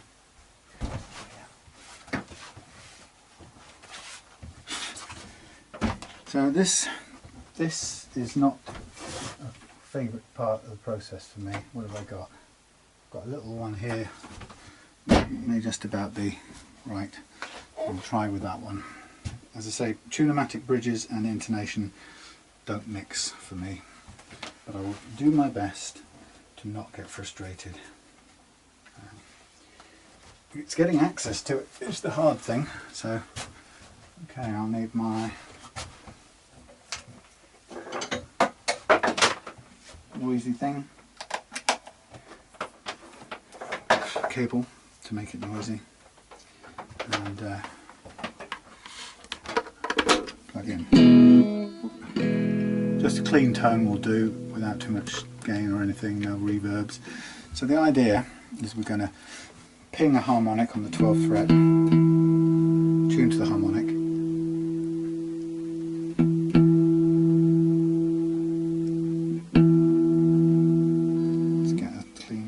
possible. Use the bridge pickup.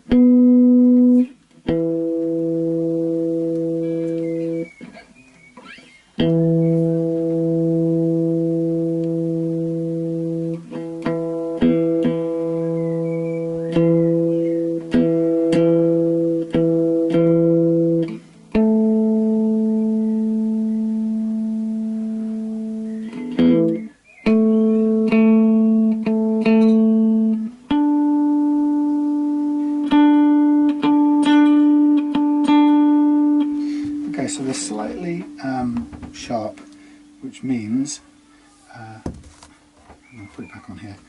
Blackbirds are making a bit of a noise. Slightly sharp, which means they're a bit too close to the nut. The saddles are too close to the nut, which means it's got to go back that way. Now, attacking it from this side, I'm going to. It's going to make a little noise, but hopefully we'll be able to do it. See, it's not bad. It reaches it quite well.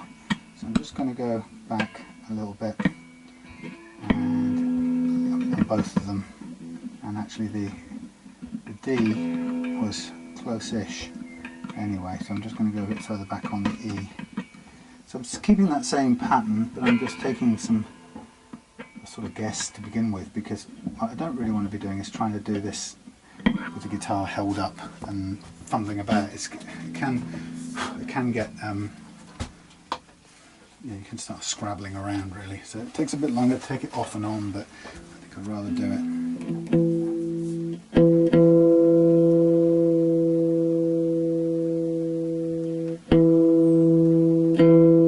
Okay, that's good.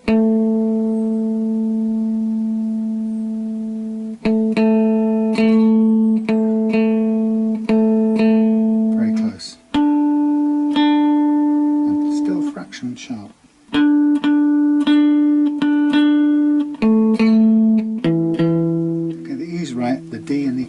So the A and the D are a fraction sharp, so I'm going to use the E as the reference point and push back the I can't tell which way to do it. Push back counterclockwise, push back the A and the D.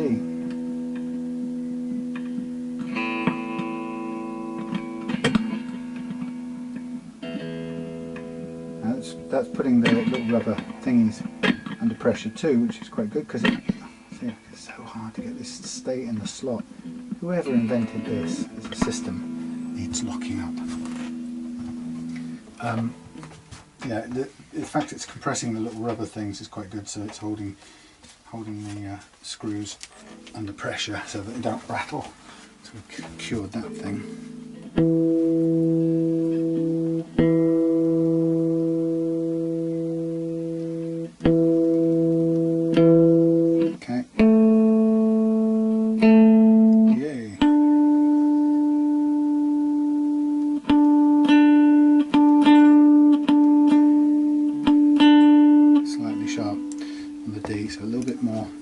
the other ones first.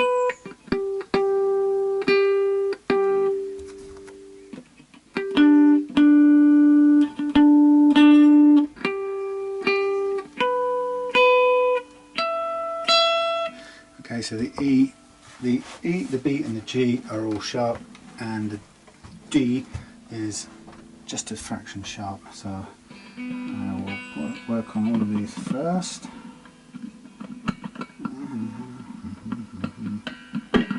Back you go E, back you go B. Pushing the, scrunching up the rubber thing now, but that's, whoops, it's not that important. Now, this thing is going to, I have a horrible feeling it's going to force me to turn the top 3 round, which is occasionally what you get. It's not the usual thing, but occasionally, very occasionally, if you run out of intonation space going the other way, you have to turn the top 3 round, and that's where we're heading at the moment, which is really annoying. But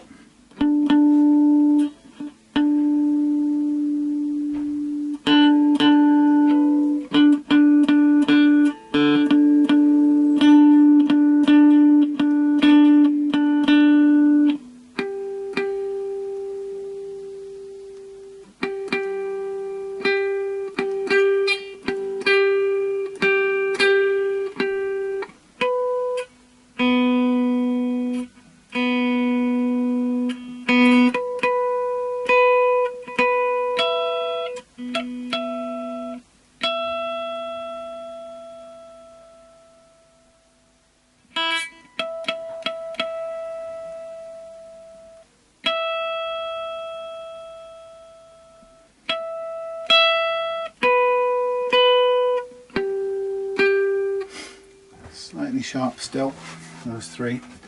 So I say we're having to consider the possibility of turning the top 3 round, which is an absolute pain. This just means in this once, just for once, I should have turned all of them around the other way than what I did. But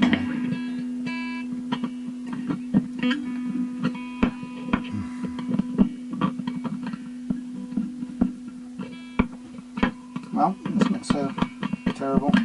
The point is, you have to often end up doing it one way or the other, which is kind of stupid, really, given that it should be right to begin with. Okay, we might just make it on that one without having to do anything else, but it's close to the limits of the top 3.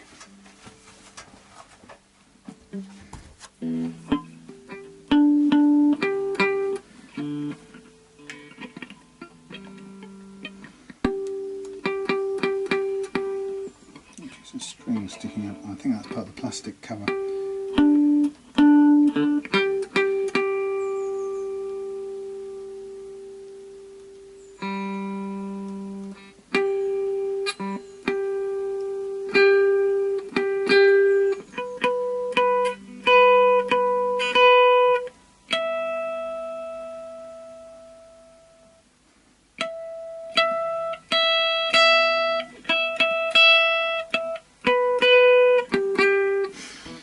Well, there we go. The result is, annoyingly, I'm going to have to take this off and turn all 6 saddles round the opposite way, which is exactly as annoying as I made out. I had hoped that we wouldn't have to do this, but the problem is, as I say, if the bridge is marginally out of position, this can be the only reason I can think that you have to do this.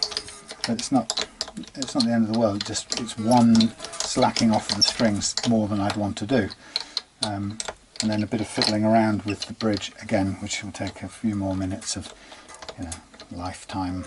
And the question is how much you have to slack this off in order to be able to get the bridge off, and so on and so on. So basically, all of your stretching kind of gets redone, and you have to start again. It's not the end of the world, but it's just a little bit annoying. You can see you have to keep unwinding to get this off comfortably. So basically we've run out of intonation room on this bridge the way it's currently set, which means, if I just hoik it out, I'm going to hang this guitar safely out of the way for the time being while we do this little fiddly bit. Yeah, it just means you can see how we end up pushing these back, and because of the way the things are built, we've now run out of intonation room this way. If we'd have had these things the other way round, then it was a guess, but the point is we now can spin the whole. In fact, the truth is what we would have got away with is if we'd have turned these three around instead of those three around, but it's usually those three, but it's going to have to be these three, and that's just kind of annoying to do it at all, because as you can see it's stopped us in our tracks, and it also means that the little rubbery things I've done now have to be pulled out, and we have to restart with some more which are the right size for what we end up with. So what I know is, given where we got to, I know I need more intonation room to go that way, and that this was stopping us. So these three now I'm going to turn around.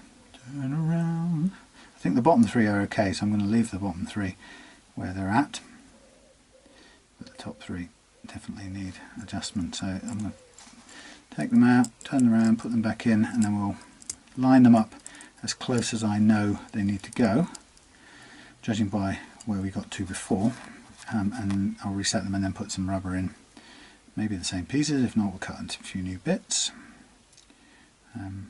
But yeah, it can be really frustrating, this part, because just as you finish and you think you're done on that guitar, then you're not, because you can't reach intonation. And I have to say, it's a common thing that I've experienced, and I've done a couple of 100 guitars over the last 2 years, and lots of these things, tune-o-matic bridges, and I hate them. I really do, for this reason and others. The fact that they rattle, the fact that they don't respond as quickly when you make adjustments as the Stratocaster style one, the fact that you get one like this where the screw is actually struggling to go through the hole, it's like sticking, and then you've got to fit all these little bits back together again before you even start to enjoy the thrill of trying to intonate. It's prehistoric, really.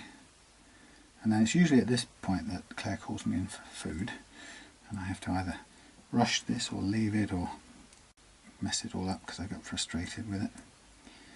So in goes the little clip, out falls the other end. Try and push the other end in.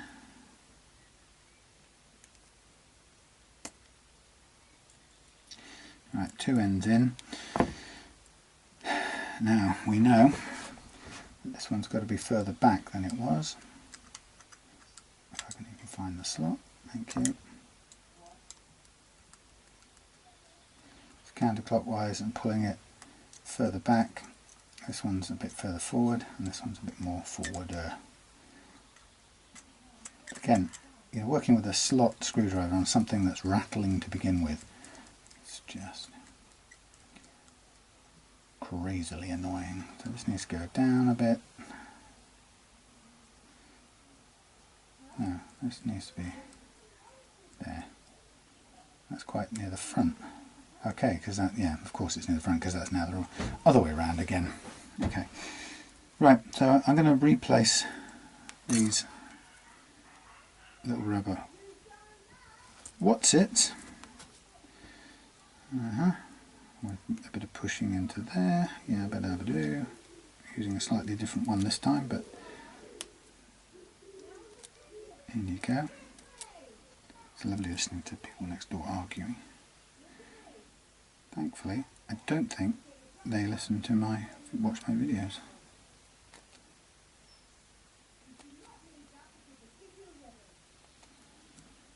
Okay, let's push that in there. Fiddly. Morris, your hero, ate a bird earlier on, I'm sorry to say. Caught it, chumped it on the grass. Okay, This one's a bit big and it's always going to be sticking out, so I'm going to chop this one a little bit down. So we've done that. Yeah, I don't know what it was. A little thing. Poor little thing. And he launched it all up, and there was no hope of saving it. But I guess, you know, on the good positive side, at least he ate his kill, unlike many humans. Come on, let's get this done. I want to get finished.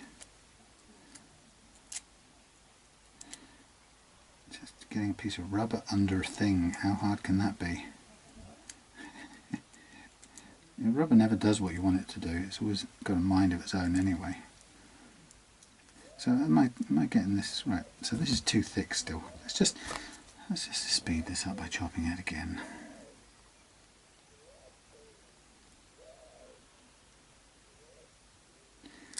Right, this should work better. So I got my oak caster packed and ready to go in my suitcase. Neck off, bolts ready. I think the only thing I haven't put in there is a screwdriver. I must remember to put one in. That would be, well, it wouldn't be impossible. I suppose I could run around the tropical island looking for one, but it'd slow things down. I'm so tempted to take the arch top because it just sounds wonderful, but it was too expensive. Another couple of £100 to take that on as luggage. So I thought, no. Portable electric it's going to be, and that's it. Okay.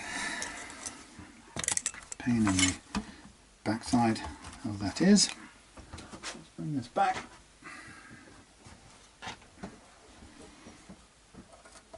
Gently replace this onto the, don't fall out of your things, thank you. Seat the strings back on where they belong and begin something of the process of tightening them back up. So we have the same old, over the top, underneath.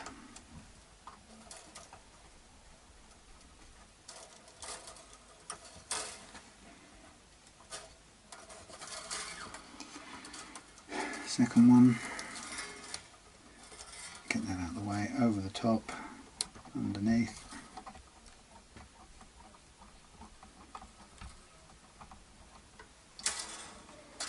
Make sure it's on the saddle. This one over the top first, then underneath, then under the string tree.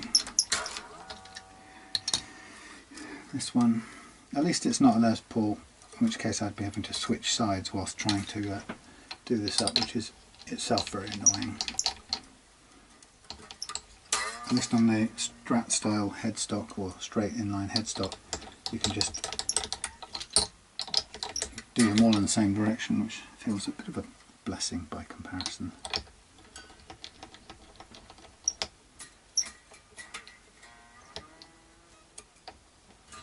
Right, everything back on. Take a note.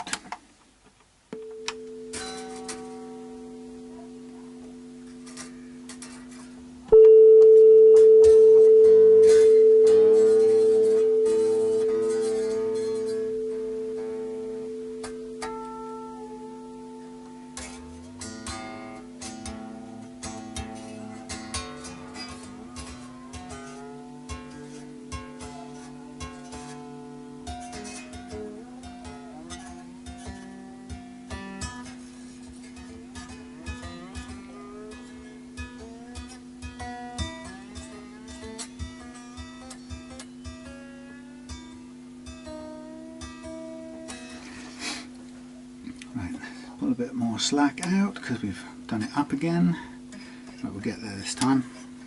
Confident we will.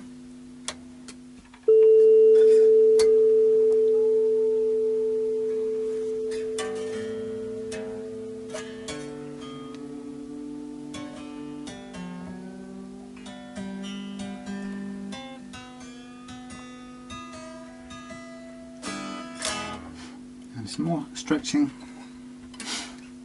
This is just tightening up around the posts really. The slack is out of the strings already. We're just making the seat on the basically on the tuner posts now.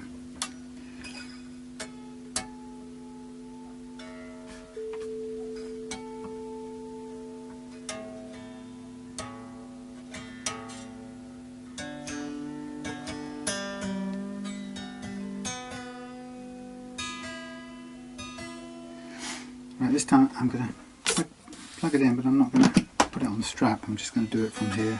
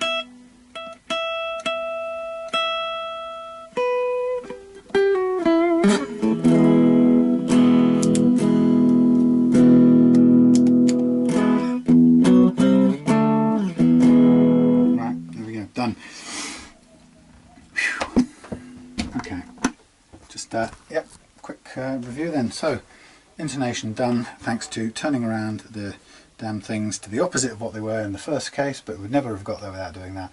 Tightened up the tuners a little bit, cut the nut slots to the all 0.2 of a millimetre, just slightly cut down the ends of the nut so it wasn't overhanging, levelled the frets to get 1.5 and a 1.2 millimetre at the final fret, and there's a little bit of plastic sticking up there, but that will come off when you take the plastic off. Sorry, looking in the wrong direction. And yeah, rubber in the backs of these things to stop the screws from rattling, and there we have it. And of course, if it's too low an action for your liking, you can always go up a little bit, and I'd recommend going counterclockwise in half or quarter turns, same on each side, and see how it is for you. If you don't like it, if it's better the way it was, go back, but do it very small amounts and track what you're doing as you go, and you won't go wrong. There we go, lovely. £107 Harley Benton with some good setup on it, and you should have a lot of fun playing this thing. It's not a bad little thing. Okay, thanks for spending time with me. See you again on another Reloved Guitar.